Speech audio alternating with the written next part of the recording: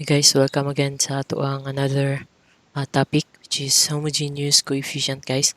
And di ba kailangan nato i-test ang ato ang equation, which means from sa ato ang screen we have to check kung if ever ang degree sa ato ang variable is equal to the second term.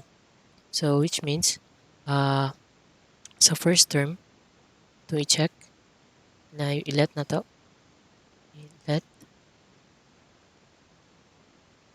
Let 3 3x squared. Sorry. Let m is equals to 3 times 3x squared plus y squared.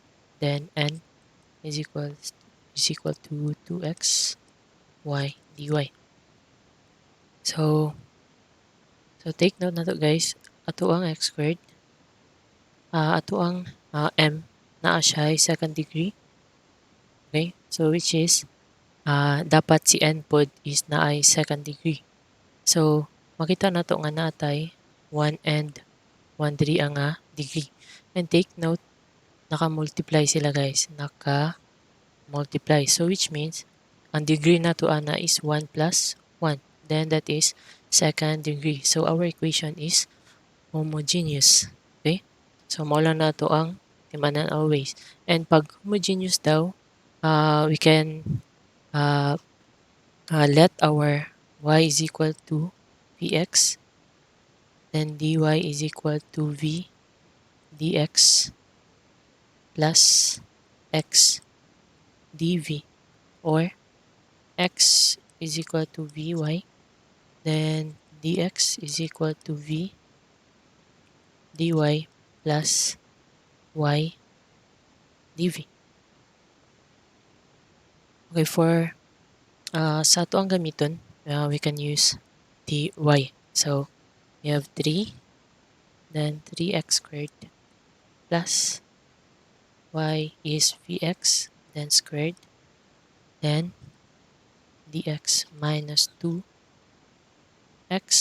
then y is vx, then dy is v dx plus x dv. Then this is equal to 0. Okay, the next thing is ato ang i-expand. Okay, the 3x squared plus v squared x squared dx, then minus 2v x squared, because we have x, not x pod. Then multiplied by v dx plus x dv, then equal to 0.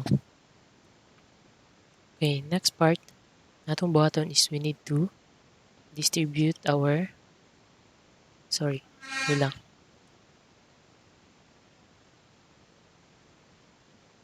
This is multiplied by dx. So distribute nato si 3 sa inner portion and si dx, so that is 9 x squared, then dx plus 3 v squared x squared dx, then minus 2v x squared v dx. So 2v, then we have v.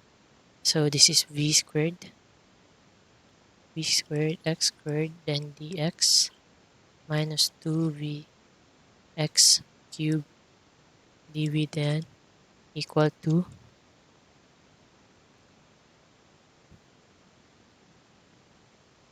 0.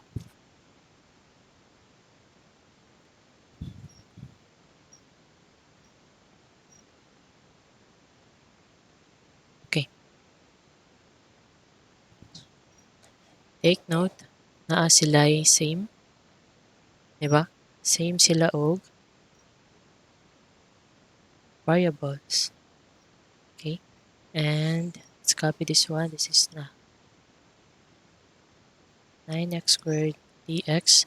Then 3 minus 2 is 1. So we have positive 1 v squared x squared dx, then minus 2v x cubed dv is equal to 0. And take note, the three terms na sila'y same nga variable, which is x squared, ang lowest nila. So, pwede na to multiply both sides by 1 over x squared. Then we have 9 dx plus v squared dx, then minus 2v dv, then equal to 0. And the next thing to do is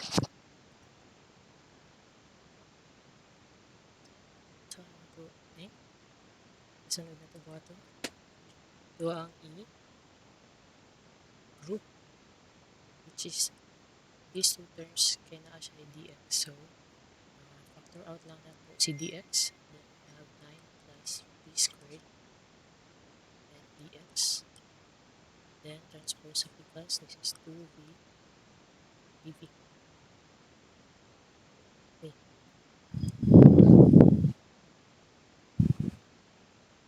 Sorry, kulang ta dre og x.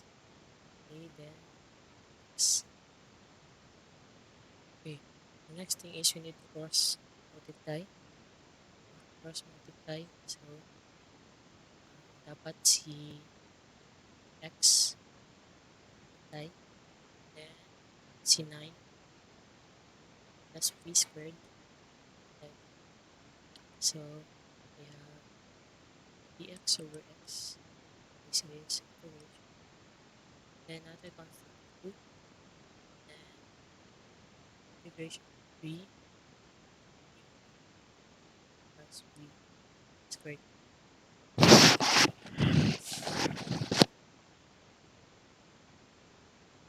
Okay.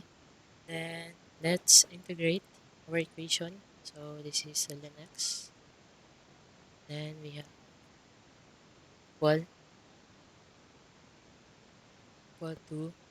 So take note, we have u here. Anti-u is equals to 9 plus v squared. Then du nato is 2v dv. So which means si 2 nato is dili constant, constant siya, but apil siya sa derivative. So balik nato si 2 diri.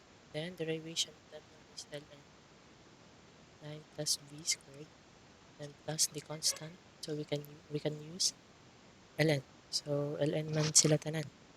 Tama?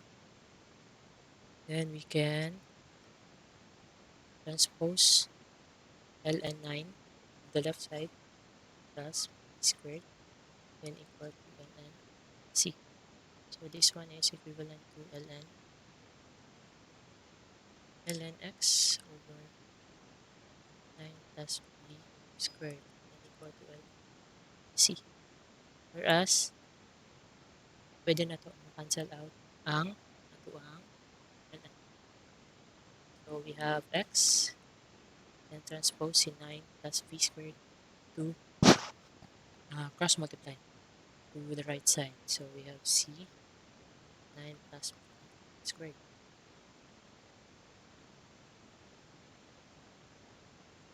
Okay, and take note at ay mo kalimot sa to ang isa, guys. Y is equal to vx. Then our v is equal to y over x. Para mabalik siya sa original equation. So we have x equal to c, then 9 plus y over x, then squared. Then kailangan na to kuhaan, guys, ang iyahang LCD sa inner term, that is x is to c, then 9x squared plus y squared over x squared. Then we have x cubed, plus multiply lang c x squared to the left side. So c, then 9x squared plus y squared. And this is our